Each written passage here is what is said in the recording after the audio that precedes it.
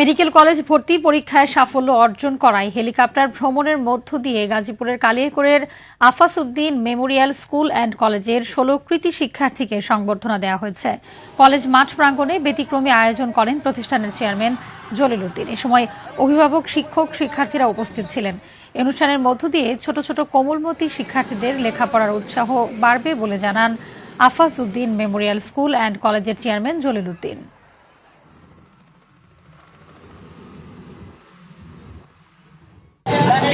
অনেক ভালো লেগেছে।